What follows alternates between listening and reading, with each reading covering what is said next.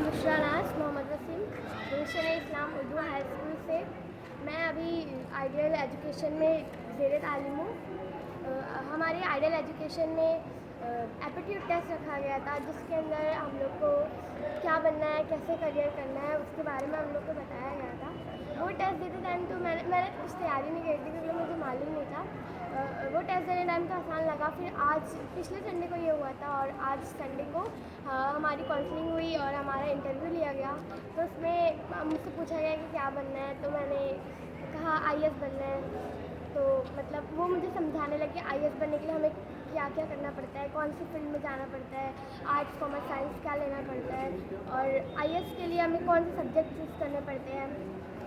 और IAS के लिए हमें बहुत ज़्यादा नॉलेज होनी चाहिए और कॉन्फिडेंस ज़्यादा होना चाहिए।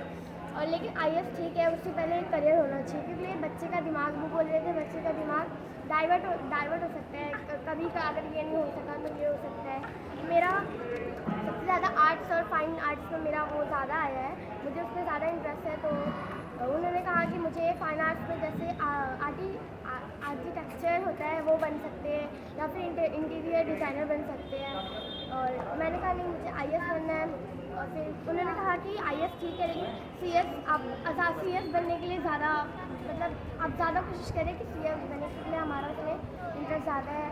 कैपेबिलिटी के हिसाब से। और एक मेरा NC है, जिसके अंदर उसमें बोला है कि मैं जो चीज़ को वो कर सकती हूँ वो चीज़ हो सकती है। और मैं आइडियल एजुकेशन का मैं बहुत शुक्रगुजार हूँ कि हमारे लिए ये टेस्ट रखा गया, क्योंकि मैंने टीचर से सुना था ये टेस्ट की फ़ीस बहुत ज़्यादा होती है, कम से कम 5,000 हो सकती है। लेकिन हमारे आइडियल एजुकेशन की मैम से मैं बहुत ज़्यादा शुक्रगुजार हूँ कि उन्होंने हमारे लिए ये फ्री